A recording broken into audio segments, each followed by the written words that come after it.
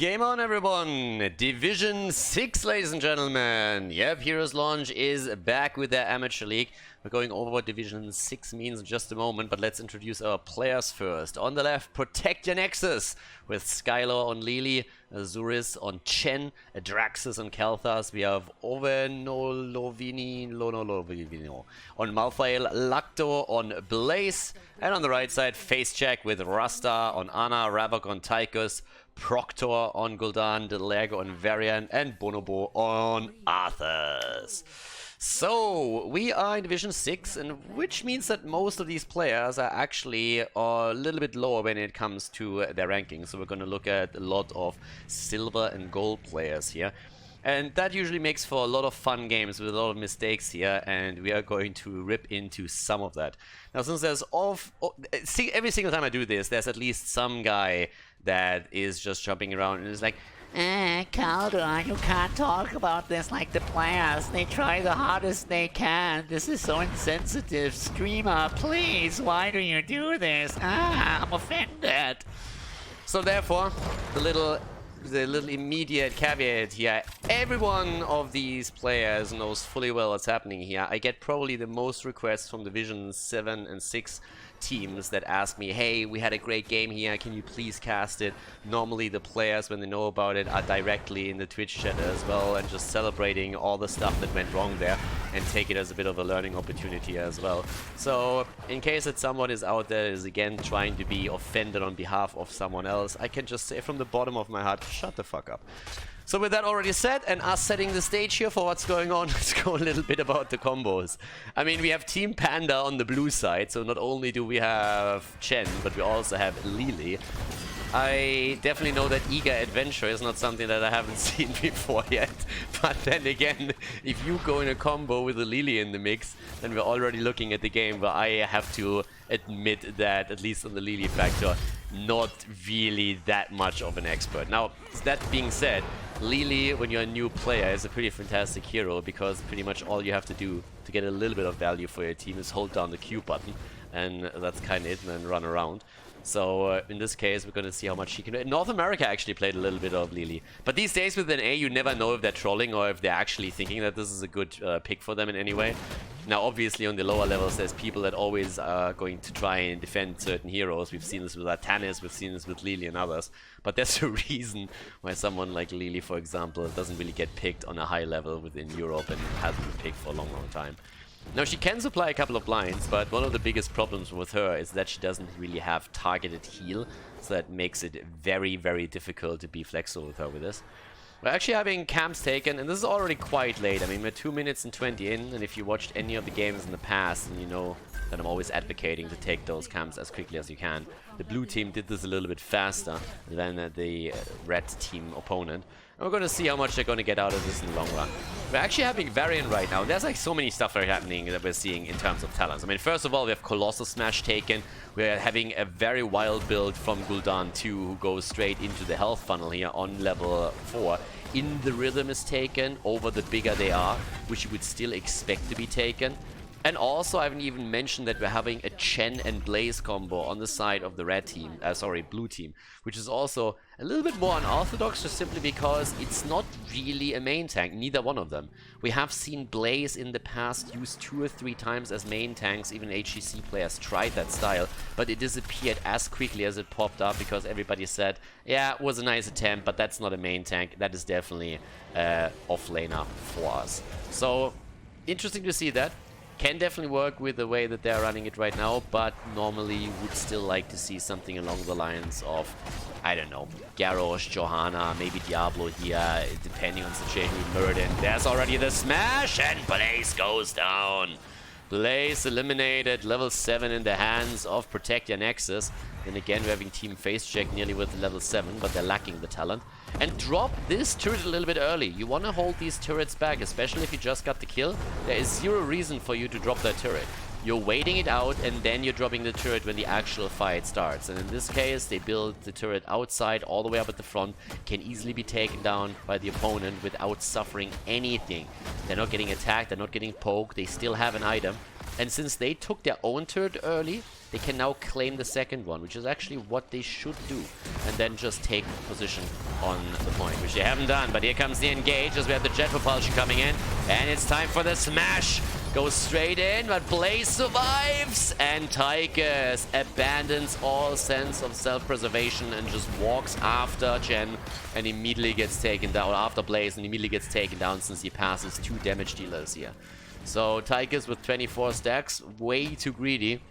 Nobody really there to support him in this case, and therefore they lose the position on the protector, the checkpoint right now.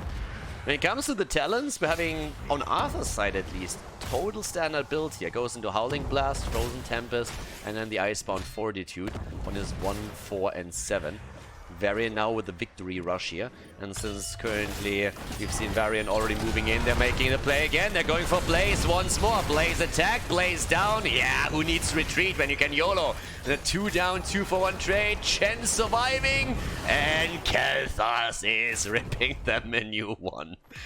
I mean, they just abandoned any sense of just like staying put there for just a moment. Everybody jumping in at the same time. Retreating, not an option. Poke in a little bit and then maybe go back and see what else he can do in the second attempt. Gotta have none of that here. So the rotation to the top is happening, and I like that. So they don't use any time in the middle to open the wall up, but they focus on the top lane, which is a really good sign. Again, we are at low level play here. This is gold, silver level what we're looking at now. So that they have the knowledge to actually go topside and prepare for objective number 2, that already gives me a little bit more hope for the lower heroes of the Storm Leagues here, because that's exactly how you need to approach the map here. And this is something that in the past seemed always a bit of a mystery to most of the teams, but in this case we're actually seeing them preparing the objective. Lily gets attacked here and gets absolutely murdered. Panda abuse on Volskaya Foundry. That's what we're currently having here. No talent taken, by the way, by Chen. And for Chen, there is only one talent. Don't be fooled. I know, when level 10 appears, it looks like there are 2 talents. It looks like they're 2 different heroics, but there is only one heroic, and he picked it. Storm, Earth, and Fire. Barrel roll in the past was actually kind of funny. Now with the additional knockback range and all the changes that come through, it is a pretty garbage talent that will never give you as much value as you will get with Storm, Earth, and Fire. Some of the semi-pros in Division S and other tournaments have actually tried it when the talent got buffed for the 2nd time in a row. But the barrel roll just doesn't really do anything for you, and players realize that very quickly. If you have the triple panda, you can go into the backline and you can absolutely destroy heroes, especially if someone else jumps in with you. And for the blue team, it's about item control right now. 4 kills against 3. They're trying to go for Gul'dan, and the Horrify comes in, but doesn't do a lot for him. Gul'dan goes down, and that is that. Tychus is starting to stack a little bit, sitting at 46 stacks here. Again, personally more so favoring coordinated play of the bigger they are. Then again, when Division 6, the question is, are they coordinated? Maybe it was the perfect choice here to go in the rhythm. It's a great ARAM talent. But yeah, in this case, he is getting some serious stacks together. Since they got the kill, they also make now the play for the healing beacon. So they definitely realize that Volskaya Foundry is about item control, and they use that nicely. Interestingly enough, Blaze has actually gone into Combustion, which I think is a wild choice considering that they don't really have an absolute main tank. And how the last few fights went, it always looked like there was just a massive engage by the red team as Face Check went in with Varian in a quick smash and tried to get a quick kill. So that's normally when Combustion is really going to help you. But yeah, they are abandoning that thought completely. I also want to say that Proctor on his Gul'dan has actually a fairly decent amount of stacks on his level 1, so he's going to complete that pretty soon. Both of the teams are obviously just waiting around for the next shrine, for the next checkpoint. But there's the level 13 talents. And, well, with that, we're having also now the Ring of Fire. It's a little bit of a different build that we're seeing for Chen here. Accumulating Flame, but it still went into the Eye of the Tiger. Standard talent to be taken there, of course. And at the bottom of the map already... Fission Bomb? That's a little bit of a weird pick, to be honest with you, but Arthas gets locked down and dies. Combustion wasn't really needed, but there's no kill like overkill. So it's a little bit weird because at this point he actually went on level 7 into the burned flesh and not into the extra damage. And straight goes into the fission bomb. So it's not really what you see normally. I mean, oftentimes it's just you trying to get on level 13 the Pyromaniac so that you get some cooldown reduction.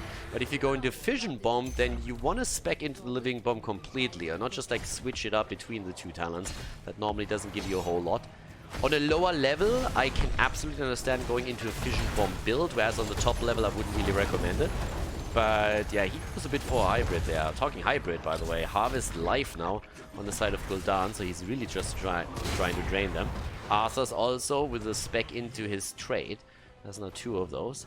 But since we're looking at another objective, both of the teams are going to hone in on that. And that's nearly Gul'dan completing his quest. It would be fantastic if he can complete that as soon as before they head into the big battle. It's level 13 on both sides, so that's going to help. Neo Steel Coating, great talent for Tychus. Really, really well done here.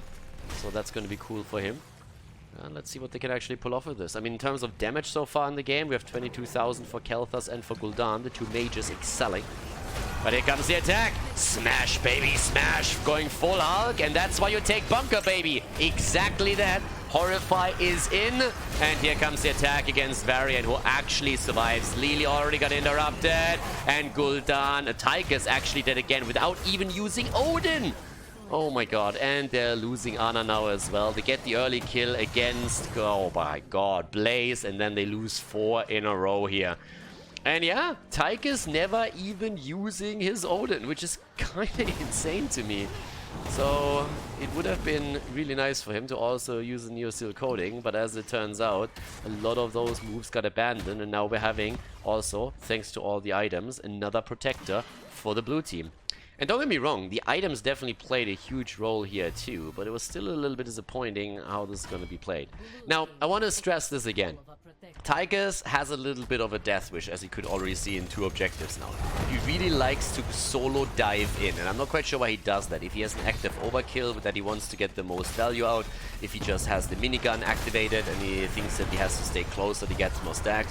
Either way, he is following way too deep, and he's always running past his tanks here, which makes it nearly impossible for them to actually save him. So he needs to stay farther in the back, or he is just exposing himself to kills. Like Arthur's did just now, as he gets dropped by a second Malthael ult. The last rights connects and drops him, so that's 2 stacks on the heroic ability. And down here we're nearly seeing a kill against Ana as the Phoenix is in play. Ana still needs to be careful and has to stay back. Use the grenade to top everybody up. But they haven't really gotten a lot out of this. Yeah, they tried to go through with the big advantage that they have, straight for the keep. That didn't quite work out. We're having still a couple of sleeps and attacks here, but with 3 levels ahead and a talent advantage, obviously there's a big lead now for Protect and Nexus. And Ignite there too. Yeah, with the build that we're seeing, I would actually really have liked him to see, to go him into the Living Bomb talent on level 7. If you don't go for the Flame Strike build, then stick true to it. And make the level 7 adjustment as well, especially in those cases. 60 stacks for Tychus on the level 4. And there's the drain. Gul'dan trying to keep his self-preservation alive as they are still poking onto the keep top side. That didn't connect, and he uses the Unstoppable on level 1. That is, on the other hand, a bit of a waste. Using Odin here, again, I would have loved for him to use it up at the top, but using Odin in this case didn't really make a lot of sense because I felt it was already very clear that they were moving away from the fight anyways. So that Odin did pretty much not fire a single shot against heroes. It didn't do a whole lot here. But as it stands, they are going to have level 16 talents for the 3rd objective. And we have now 41,000 damage for Kel'Thas. We have 39,000 for Gul'dan. By the way, 3 deaths on Blaze. So yeah, again, coming back to my point originally, you want to go into Bunker, especially if you're not playing a main tank in this. And there is a difference between a proper main tank that can also provide you with a really solid CC and has the hit point pool survivability tools to keep himself alive, and someone who just looks for damage. And you look at the damage of Blaze and he's sitting at 15,000, and that's not really a lot. So that combustion build doesn't really do anything for you here. Nothing that is really necessary at this point, at least that is. So yeah, I mean, combustion in and of itself, in certain maps, it can be kind of nice. So you have a little bit of a slow there that is of course also working out, but still, this talent, in this case, not really a good choice. If you have Bunker and you dodge out on some of the damage when Varian makes his engage with the smash, then obviously you would have a bit of a better standing there. Gank against Arthur's at the bottom of the map. Should still have the Icebound Fortitude and be able to get away from this one. And even with the last try, that's not going to be a kill. No. Yeah, nicely done here. But look at the items that we're now seeing for the blue team again. Double turret and the healing beacon. Yeah, these boys are currently looking good. What is that? Darkness within. No. Ruinous Affliction, baby. Ruinous Affliction. I mean, if he feels that he can't land it. Again, it is the lower leagues, but yeah, normally when you go into your level 1, the Echoed Corruption, then Ruinous Affliction would be the pick for you. And this could be the final important fight here between the two of them. What exactly can we pull off with that? Already up there at the front. Can maybe the red team get a quick kill here? They have at least a bit of burst damage that they could use. Here comes the attack again. And already Phoenix on the ground and everybody's moving in onto it. But Kel'Thas is down. They're still fighting on it though. And there's the kill against Arthur's Ana, Lily. Everybody dead and dying. Malthael is also down. And so far, where's the Panda? Oh, Tychus has fallen. Panda gets attacked. He still has his ult up. Why is he not using his ult throughout the entire team fight? What is going on here? Completely abandons the idea of using his ult, but they still get the 5-man team wipe, the blue team, in a good spot here. But I have to come back to it again. Arthur's not with the army, and also Tychus not with Odin. Tychus has so far not used Odin in any significant fight. And the argument of like, oh, the cooldown wasn't ready here, doesn't count either. You don't have to attack at that moment in time. If your cooldowns are not ready yet, you do not have to attack here. You still have all the time in the world to really prepare that fight and wait for everything to be ready and up. But that is a huge mistake that we're looking now at the third objective fight in a row where we haven't seen some of the major ults coming out for the teams. You need to coordinate this just a little bit more. And again, you got time. Play to your strengths there. So, I gotta say that this is not necessarily gonna end here. The level 20 advantage is obviously huge, and we're also now seeing another protector in. But let's not forget that obviously the third protector isn't as powerful as it was in the past. Blaze actually specking straight into the flash fire now, and we'll see if he gets value out of this. But there is still a defense, and I mean that protector is already down to 75%.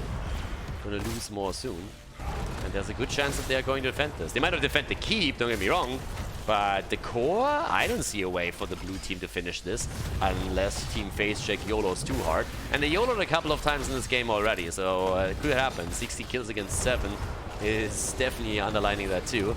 Yep. Spread the love, baby, spread the damage. The keep is down, but there comes Arthur's looking for the flank as they're starting to move in.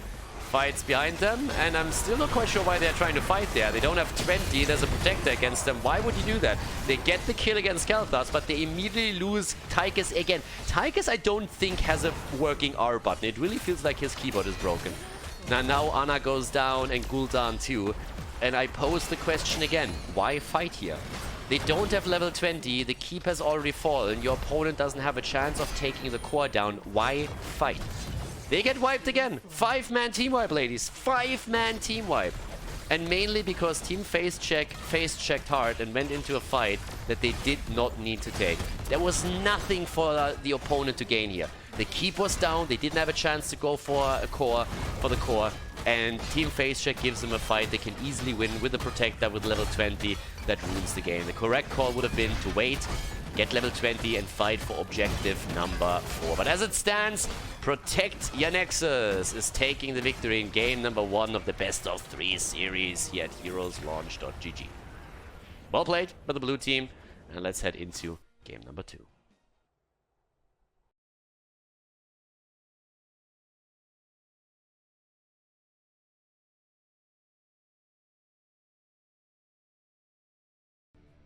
Game number 2, everybody. Cursed Hollow is the map, and we are in Heroes Launch Division 6. And on the left side, Protect Your Nexus with Skylor on Lily again. And Draxus with Abathur, and this time it is the blue team running Varian. Azuris on him, Lacto again on Blaze, and Oveno Lovien on Malthael.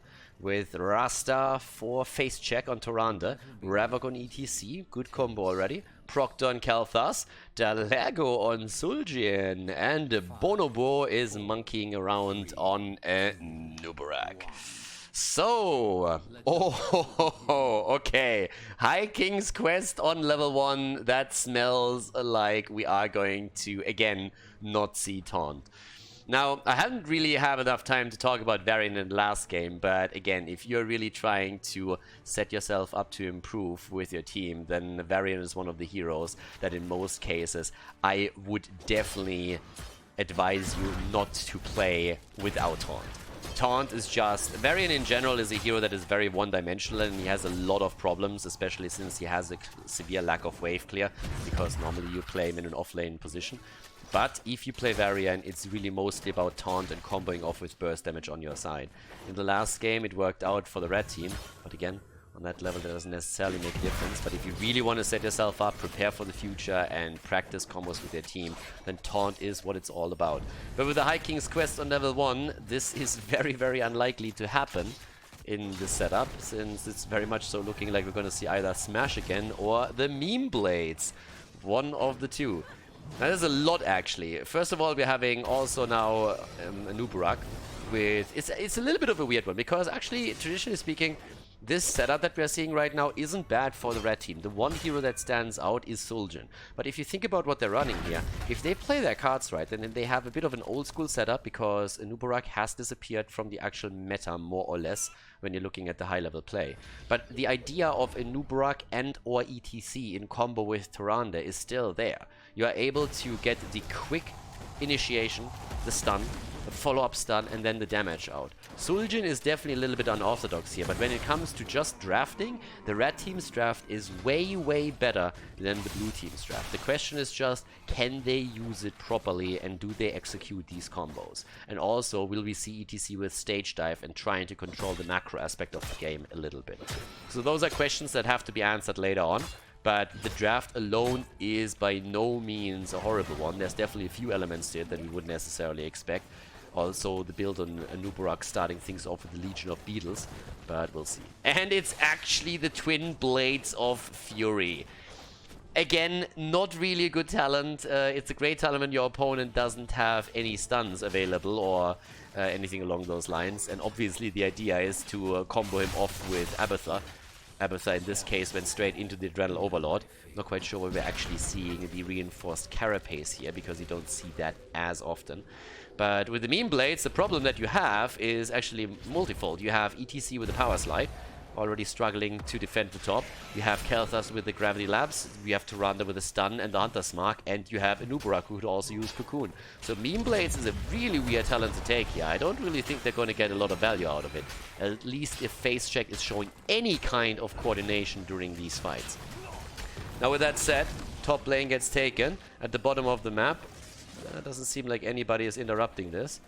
So a little bit of a bad rotation. Massive amount of toxicness, by the way. But yeah, Team Face Check definitely missing out on a lot of these rotations. They let the Siege Giants live for too long. They gave up the tribute for free, even though they didn't have to. And I want to stress that they gave up the tribute against an Abathur team. And against an Abathur team in the early game, you want to be the team that really dominates the tributes. This is where you apply pressure. So it was really their job to keep some heroes at the bottom of the map and ensure that they would be able to get this.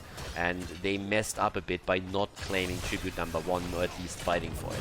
So against an Abathur composition, the early game is usually your friend. And oftentimes we see teams push with this. And this is something they could do as well. Since they have a Nubarak and can spawn beetles at the towers, they could literally just try to go onto a lane with 4 heroes, have the 5th hero rotate between 2 lanes, and have a 4-man push setup that they can try to break through the walls at least. If they are good enough with the composition that they have, break even through the entire wall and go for maybe the fort, but outside of that, at least take a couple of the structures down. Now we're having again the Vicious Assault here. That Gravity Lapse, oh my god, yeah, Gravity Lapse and the stun way too late.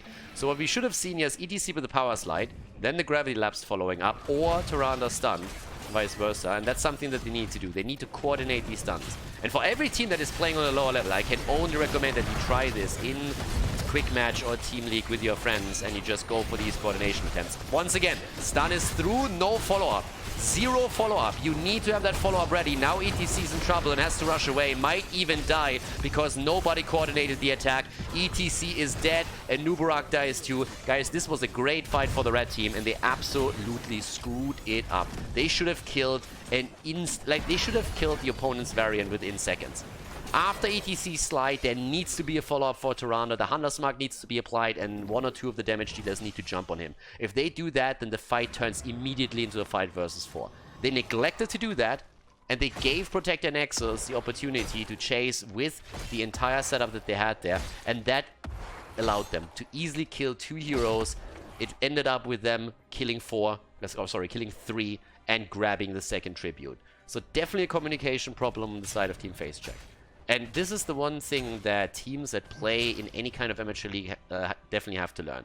Try and coordinate your attacks. Have a game plan coming into this. We're waiting for an opportunity. One of our frontliners stuns out a target. Tyrande follows up. Kel'Thas follows up. And then we focus on the same target. Don't split your damage this hard. Because if you do, that's what happens. And now we're having the blue team starting to get momentum because they have an entire level ahead. They're actually taking with the Memeblades now also the boss, and this is starting to become dicey for Team Face Check because now they should be cursed. There's a tribute coming up and there's no level 10, so if that's not a curse then I don't know what is. And just look at the top lane. Great setup with the camp, so now we're also going to see this one fall. This is absolutely perfect. This is insane for Protector Nexus. This is crazy. Curse, boss, and Siege Giants top. There's so much that's going to be lost now for the red team.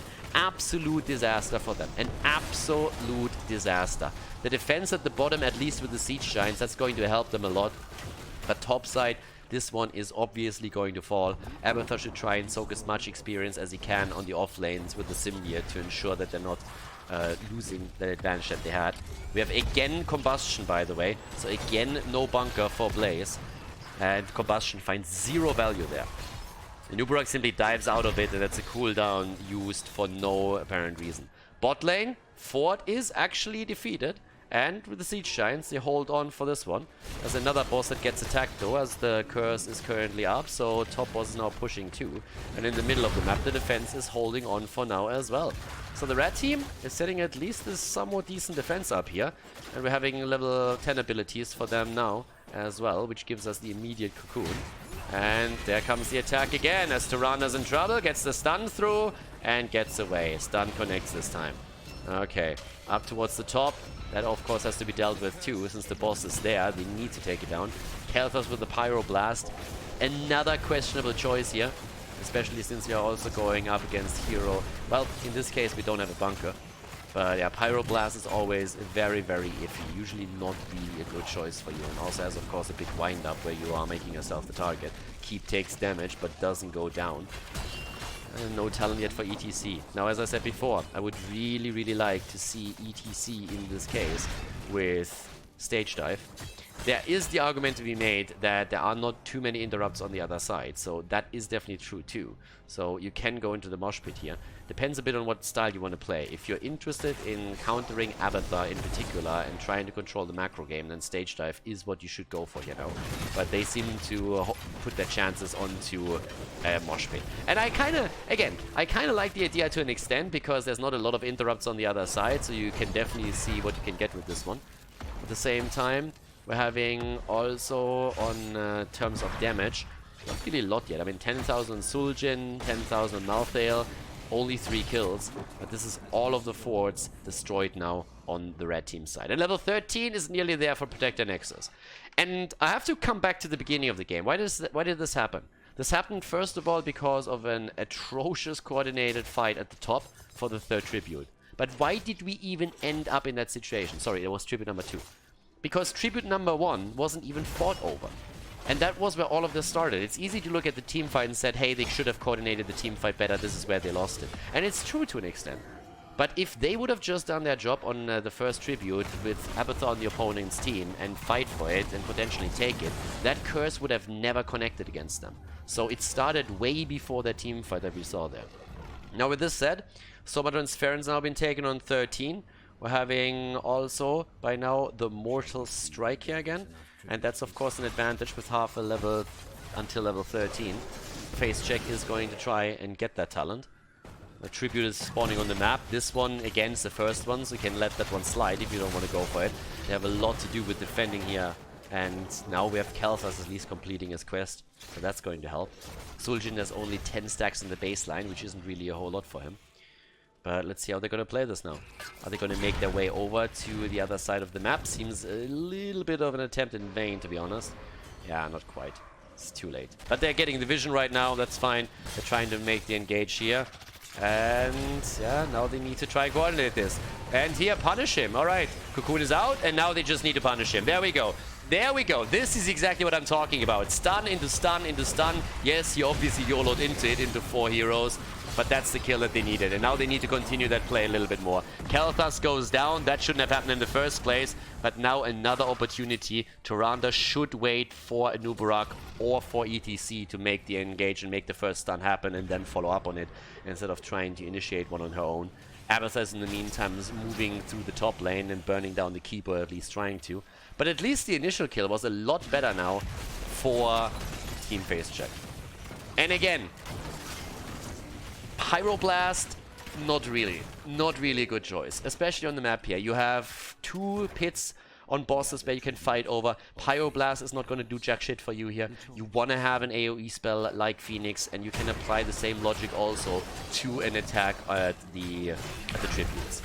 Now, not looking out for this is a bit of a problem, so the team face check is actually not face checking a whole lot here. They're sitting tight in the base, but they're letting the opponent have boss after boss after boss, which is a bit of a problem. Now they're going to grab at least the tribute as a result of this, but having another boss moving through the bottom of the map is obviously going to be an issue for them. So they need to take the toxic nests down, which they do, and now they're grabbing the first tribute for themselves here, since the stun is already on Blaze. Yeah, here comes the engage, and stuns are a little bit too late, but there's an attempt at coordination. Problem is, they're still without ETC here. Cocoon is on the ground, and Taz Dingo being used as they're starting the fight. ETC is starting to come in, but there's their kill. And they should just try and retreat here. Pyroblast comes in, does as expected nothing of value, and here's the attack against the Nubarak as they're trying to get a kill there. But yeah, they need to control that. He's actually diving in a little bit too deep. And again, same problem. Tyrande throwing the stun out, not waiting for Nubarak. Now the stun would have been a little bit better. Gravity Labs attempt, which I actually like. But yeah, 16 against 14 now. 5 kills against 1. But they're actually still fighting over this. So with that, we're now having 16 talents in. It gives us a speed advantage. That's pretty awesome also for Varian. And they go for another boss. This is going to be the 4th boss in the game that they are now getting. Boss number 4. And keep in mind, Tyrande this time is finally spotting it, but Tyrande has so far missed out on a lot of owls that could have shown if the boss is getting attacked. You don't see your opponent on the map here. You want to check the 2 boss camps and have a chance to actually jump in. And this is something that they so far neglected to do. And they suffered a lot from it. Now ETC is actually sliding down to the bottom. They have vision over the 5 heroes or 4 at the top, so he gets a free channel right there. And that is going to give them the second one. So that's at least something in their favor. Again, the Cocoon being used here. Their kill against Tyrande though. 3 stacks now on the last rides. They're going for it. Nice coordination against Kalthas. He gets the shield out and actually survives. ETC slides in, but they need to be careful. Lily again with the old boss is going to go for a core here, and the 4-man is trying to defend. Good moves from Kalthas as he's trying to get the damage through, but the core is under attack. They're attempting to burn through it immediately. It's early on in the game though, but the shield is about to fall here. Still maybe possible to set a defense up. Double Varian right now as they're trying to go for the core. In comes ETC, the kill against Varian. One of them down, the boss still alive. The core down to 60. They're still fighting around it. They're trying to go for ETC at this point. ETC pushes them away, slides in, buys time, dies, but the core is still at 50%. And that's the end of a Nubarak now as well. The damage dealers are still out though, and the core at 54% survives for the time being. 8 against 2 kills, 16 on both sides now. And we're seeing Ignite for Kalthas. Also, again, a little bit weird. We talked about the inconsistencies in the build of Kalthas in the last game. That was for Protector Nixus. This time we have a similar situation. Beginning makes sense, level 13 makes sense as well. You're heading straight into the Pyromaniac, but no double Flame Strike. If you go for that build, it would be so much better for you to go straight for that. So, well, we'll see how much you can do with that in the long run. Also, we're having now another tribute up on the map. This time the Owl with the interrupt attempts is there, and it's a 5 versus 5. If you ever try to turn the game around, this is the moment when you have to pull it off, but there's not a lot of ults available for them. Again, Kalthas way too far out. Look at this. All the tanks are missing right now. Needed to buy some time, but Malthael goes down. There goes the slide, and they're trying to get the kill in against, well... Who next? Varian was at the front and nearly got him. Tyrande is way too far away from the team. Good wedge driven in between the two parts of the team by Protector Nexus. Blue team has done well with this. But here's the problem. What is this Owl doing? Interrupt Blaze. The Owl needed to interrupt Blaze. This is a good fight for you. They have the ults up. There's a hero dead on the other side. And instead of fighting for it, they're actually moving away. This could have been a curse against the red team. Sorry, against the blue team. But they give them the curse for the tribute for free. And that's a big problem, because the next tribute is going to spawn when Protector Nexus has level 20. So in this case, they just needed to get the team together. They needed to get the Owl through and play around this. Very, very passive approach by them here. So they move away for no reason whatsoever. Again, guys, read the map, read the situation. See if you have an advantage over your opponent, and sometimes just play it slow but make decisive decisions. Decide what you want to do. Sometimes you will make the wrong call, but make a call. And in a lot of cases, you can really tell that the team is a bit in panic mode. There's a bit too much adrenaline pumping here, too much chaos evolving, no real call being made, and nobody following it up. It's okay sometimes to follow a bad call. It's better to follow a bad call than follow no call whatsoever. And now we're talking. This is exactly what we said about earlier. Yes, didn't quite work out as you would ideally want it, but that's the coordination here. One stun after another, and there's the Mosh pit. That is absolutely fantastic. Again, Pyroblast totally useless here. Lily was dead anyways.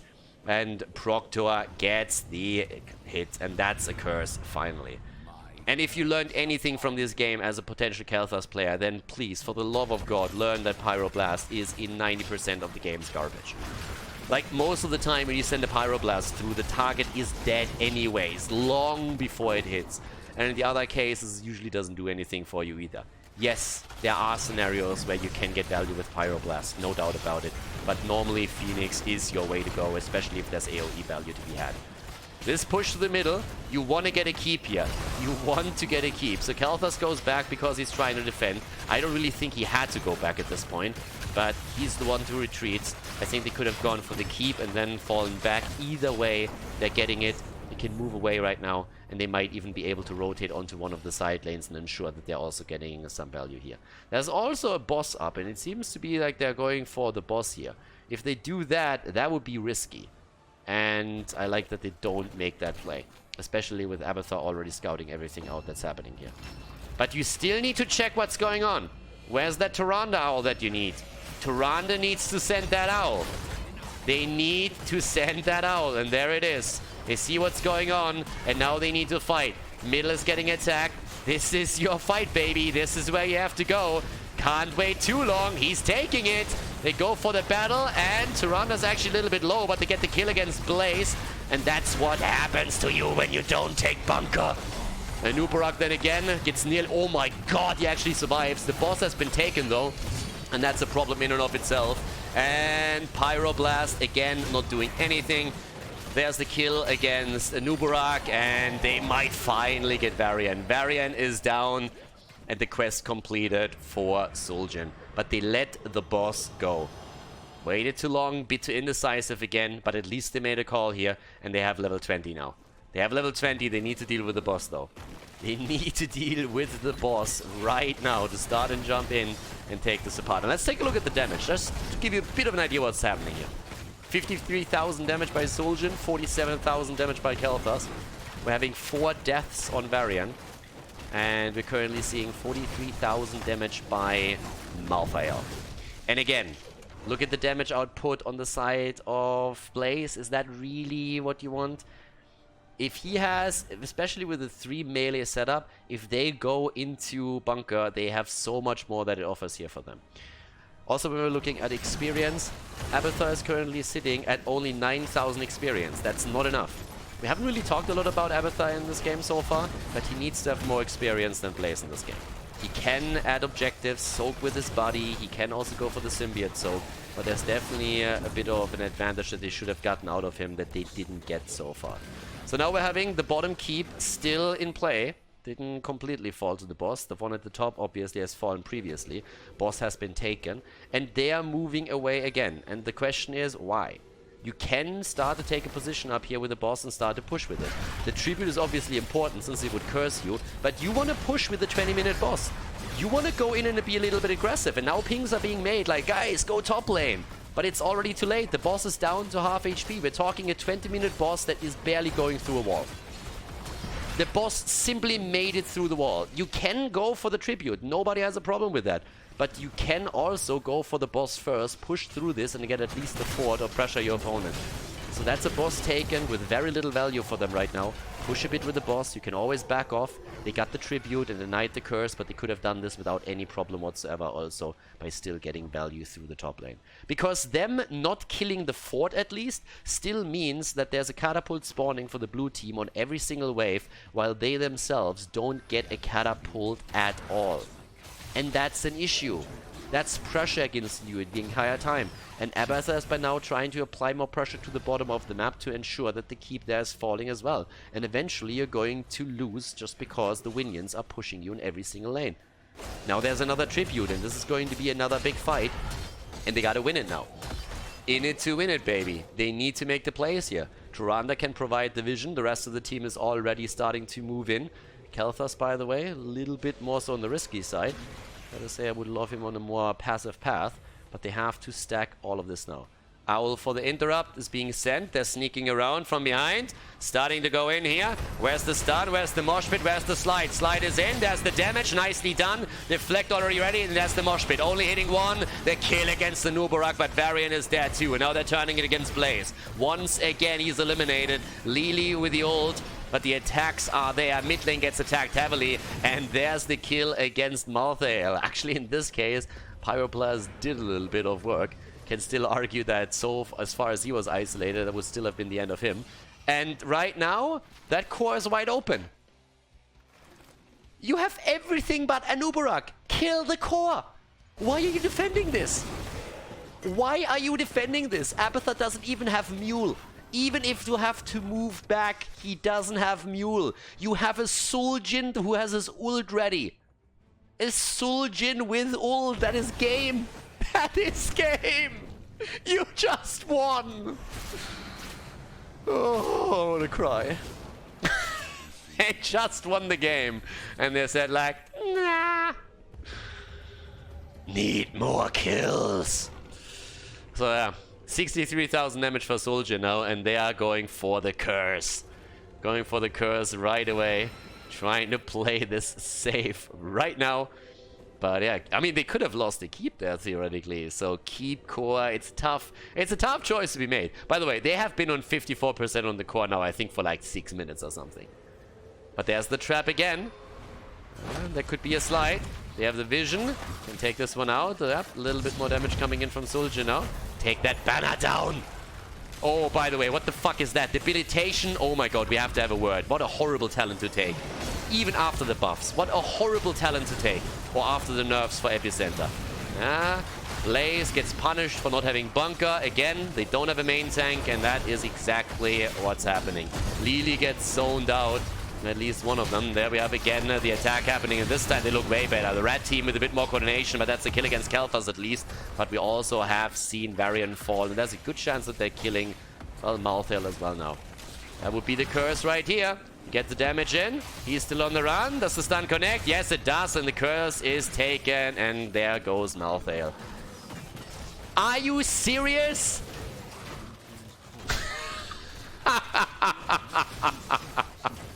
Okay, take it with the boss. Fair enough, fair enough. Take it with the boss. Second time that they can end the game, second time that they decide that this is overrated. By the way, we have catapults in the middle. We had 3 catapults in the middle and a curse against the blue team. The catapults already dropped the quota 73% and they went boss instead.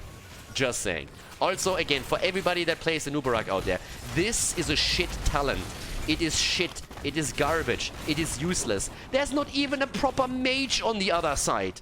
Yes, there is spell power on the other side, but there's not something where you say you won't have dilapidation.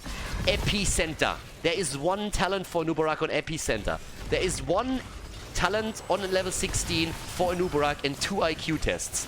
And I'm sorry to say, but a Nubarak just failed it.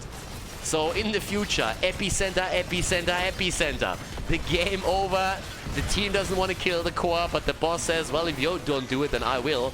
And that is game number 2 in the hands of Team FaceCheck as we are heading into the 3rd game of the series.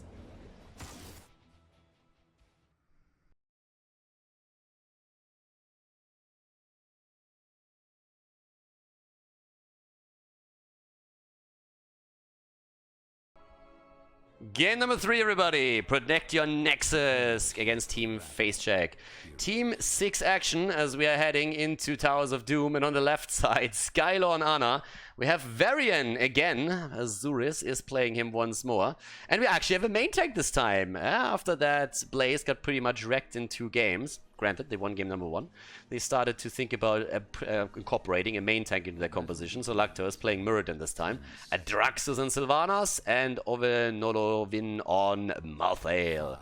For Team FaceCheck, Rust on Tyrande again, Ravag on ETC. Good combo, as we said before. Proctor on Gul'dan, Dalergo on Reyna, and Bonobo on Arthas. And yeah, let's see what they can pull off in this one. We're actually having the Unfurling Shadows on level 1 for them. But let's see what we're gonna get with this. I lengthily, during the break, by the way, went over how, in particular, when you're playing Varian, you want to go into Taunt. And since we're obviously uploading this to YouTube, I'm gonna do it again. Varian is a garbage hero if your opponent has any kind of idea what they're doing. Unless you are picking him to counter a Tracer, or you go into a combo where your sole purpose is to blow targets out of the sky with a Varian, Tyrande and Jaina composition, to give one example. So that all centers around you playing Taunt. If you're going into Smash, and especially when you're going into the Memeblades, it is a horrible setup unless your opponent's team consists of potatoes. And then you can get away with anything. But if they have any idea what you're doing, what they're doing, and they see a Varian coming onto them without any of these sniper combos that I just mentioned with, let's say, Tyrande and Jaina behind him, they can easily take him down whenever he comes in with the Memeblades. The only way for you to be successful is if your opponent is really trash. So it's a huge gamble if you do that. And they are actually trying to execute these combos. I've been talking about this in game number 1, but this is exactly what I mentioned. They move in with ETC, they power slide, and they try to follow up with the stun. I like it. Didn't quite work out, but that's exactly what you need to do. That's exactly what you need to train. And since I want to also leave this on the YouTube comments here, the biggest mistake that amateur players make, and when I talk about amateur players, I'm not talking about the shit show that unfolds in every single quick match and in Storm League, where everybody is on their own, where communication is rare. I'm talking about you playing, no matter on which level, in an amateur league where you talk to your teammates, where you oftentimes have a game plan that you discuss beforehand, and where you are trying to get better, where you're trying to win, and when there's a coordinated effort. If you're in one of these setups, the biggest misconception that people have is that they're winning games in the draft by outpicking their opponent. It's a dumb idea to do that. The way that, and everybody is trying to play 10 heroes to make the draft flexible. What you need to do, if you're honestly just trying to get better and climb as a team, is every single player focuses on 2 to 3 heroes at the beginning of their Heroes of the Storm amateur scene career.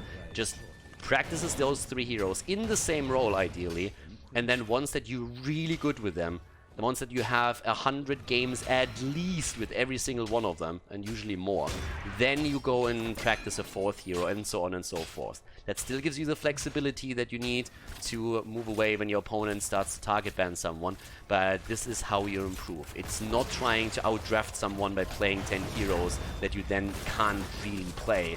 and where you have massive problems. So if you want to get better, that's the best advice that I can possibly give you. Might not be the most exciting one, but it's the usual tool to success. We have a 4 versus 3 up at the top as the first objective starts here. Arthas is actually holding off 2 heroes with the channel down at the bottom. Up here though, where's the power slide and the Tyrande stun? Yep, there it is. A little bit screwed up, but they get the kills. Yep, they're gonna take Varian down. They're trying to go for more. Muradin hops away, and Malthael escapes too, but it's still a 2-for-1 trade since the reinforcements from the bottom lane are a bit too late here. Tyrande actually in this case connected the stun, but didn't wait for ETC with the power slide. So again, communication there is important if you're setting combos up. Ana solo on the lane is a bit of a weird one. Yeah, have fun clearing the wave. But yeah, she should always be with the 3 at the top there in this particular encounter. We have the Memeblades again. Once again, the Memeblades. It already misfired in game number 2, even though in the initial setup, thanks to a lack of coordination from Team FaceCheck, they got value out of it. But let's see what happens in the second game, in the third game right now. If they can control Varian a little bit better. Because, don't forget, Varian even had Abathur in the last game. Varian this time doesn't have that tool anymore. There's the level 7. And with Tyrande in the mix, it also means Celestial Attunement that we're seeing for them here. And yeah, the scouts keep coming through. There's one way with Tyrande. There's something that some Tyrande players actually do where they are trying to throw the owls across the map to damage heroes. And usually, again, you want to have it as a scouting tool. You want to double check what is my opponent doing. Are they currently at a camp, for example? And those should be your normal targets on the map too. You want to see the mercenary camps, you want to see bosses, you want to see pumpkin camps, or you want to see the objective and ensure that nobody is here hiding in the bush there, for example. So that's the normal play that you want to execute here. Bound by Shadows on level 7. Again, this attempt with the health funnel, so likely going to go into a similar build that he utilized in the previous game with level 13 synergy. Arthas and ETC have obviously a lot to offer here. Bot lane already getting a bit of damage. ETC could slide back into the team here.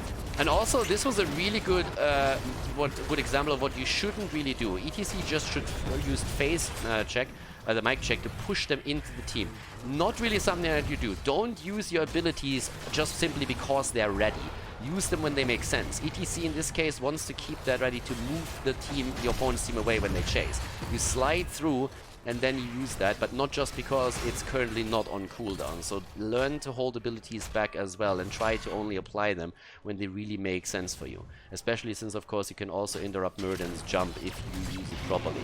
62 stacks, on the other hand, for Sylvanas, which isn't bad, and we have a double altar now on the map too. The fight with both of the melees up at the top, so the bot lane is highly reliant. Again, this is a good example of how you can create some space so that Varian doesn't get any value here. Yeah, but they're getting the hits in, and Sylvanas is suffering severely. Could have actually interrupted Skylor if they wanted to go this deep. Could have gone for the interrupt. Running out of mana though. The fight in the middle is still raging on, and this time ETC made his way over. There's the jump and the interrupt again. Thunderclap is on the ground. The rest of the team is moving in too. Stun doesn't connect. And here comes the attempt from Arthas to move in from the side to see if he can maybe still get the kill here. But again, they need to coordinate their efforts here if they want to get the value out of it. I like the synergy also of having Arthas plus Reyna for them now with the Ace in the hole on level 1 and the Frozen Tempest. This should pretty much connect the entire time reliably if Arthas is with him. There's the kill against Gul'dan though, and that's a problem. Reyna is getting really good damage out and is also using the penetrating round to control Varian a little bit. Varian can only get the value if he's close to the team, and they have enough tools to push him away. But they lost out on both of the altars, which is a problem. So that means that we're now having a lead for the blue team. We're also seeing 18 stacks already for Muradin, which is actually really, really solid. 7 minutes into the game here. 75 for Sylvanas, which is not bad either. So a good start for the blue team, all in all considered. The initial rotation of altars didn't favor them, but in this case it was definitely worth it. So right now, let's look at the damage. 16 and 17,000. So the damage output from the red team is fairly strong here. And once again, camps are taken on both sides, as level 10 is to be awaited. And nothing too scary on level 10 there just yet. So Ana hasn't taken hers yet, but we see the Wailing Arrow, we see also the Last Rites with Sylvanas and Malthael topside. Currently have more than enough here. And there we have it again. If you go up against Muradin, you always want to have the... always want to see your face melt. Want to hold that back a little bit just so that it can push the opponent out. Hyperion in this case. Banshee usually the, at least on the higher level, the popular pick. But I actually like Hyperion quite a lot too when you're trying to zone the opponent out there. ETC could go into the... I honestly, in this case, I would go Stage Dive. I mean, he could have gone Stage Dive already on Cursed Hollow, as we previously discussed. But if you're going up against this many interrupts right now, way more than in the previous game, and you're on a big map, and you want to have the global, then hell yeah, Stage Dive is definitely the way to go here. So instead, they're losing out on a bit on the bottom. Again, Tyrande just throwing the stun out, not waiting for ETC to set something up for them. But they can now make the play for him. There we have it. And it's a Hunter's Mark, and that's a dead Varian immediately. Even without the stun, just with the Hunter's Mark, they're able to get that set up. Here comes the Hyperion with a bit of additional damage. It's a single altar on the map. ETC has not taken his ult yet. There comes the jump in. They're trying to make the play again. And, well, he's already getting slowed down. And Muradin is in trouble. Gets pushed back into Arthur's. And that should be an easy kill right now. Unless he gets his cooldown back. Because they're taking their sweet time for this one. So another 4 shots fired. And that's 28 against 28 now. So in this case, what really should be done is that Tyrande holds the stun back to wait for ETC. Or the Howling Blast is held back. One of the two. And when ETC slides in, then they go for that. Same setup here now. Already getting a little bit of action. Stun comes out too early again. And Malthael is still going to fall. But as I mentioned, if you want to learn from this, then the one thing you need to do is pick yourself a Tyrande, pick yourself an ET. I love that they play Tyrande in the first place, don't get me wrong. Because on this level, when we're talking about gold, silver players, then Tyrande is not really the hero that gets picked a lot. But in this case, if you have a Tyrande, pick her for a quick match with a couple of friends, get an ETC in, and just practice the same thing over and over again. Get the slide through, follow up with a stun, and play that game. That's all that you need to do, and that's really going to make things way more successful for you in your competitive encounters. And 4 kills against 1, but still behind in experience. And with Sylvanas at the bottom of the map, they're likely to now also lose the bell tower. So they got the boss at least, and that took points off the opponent's core. But they're starting to lose some ground on the map.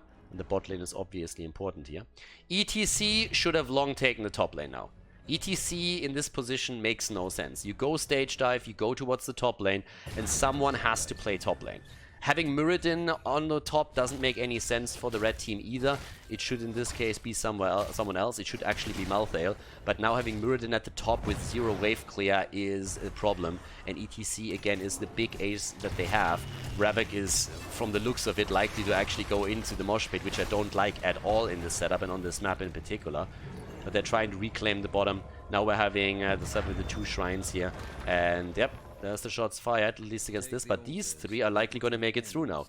Here comes the attack as they're starting to move in. Mosh pit has been taken, indeed. Silence against 5 heroes. Great arrow that we just saw. And here comes the ETC slide. He dies immediately. Bonobo there is trying to make his thing. Quest completed, and there's the kill again as well. Tyrande against Reyna, against everybody. It's a nearly 5-man wipe. With also the High King's quest now completed, but that's going to be another 2 altars for the blue team. So yeah, again, Mosh pit the wrong choice for sure, especially given the map that we're playing here. That's 5 shots fired, that's another 5, so we're going to be down on 16 for the blue team, for the red team. Shots are getting fired there completely. Losing this one out too. And yeah, they're losing the ground on the map. You need to have your offlaner on the offlane on this map. The top lane is the one-on-one map. The blue team definitely didn't play it perfectly here either, with them leaving Muradin there.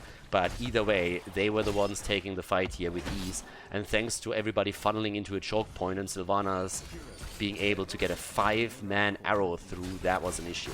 And now you're obviously talking about a barrage potentially starting. I mean, at this point, this is getting nuts. So they're taking down the bottom, so they're at least not going to receive any additional shots at this point. But it is a game that they are playing from behind. 24 against 16. Yep, they're having at least now Reyna jumping in, and Reyna sitting at 29,000 damage. So they're trying to get that one through. Tyranda's there, Gul'dan is coming as well. Shots fired, maybe not.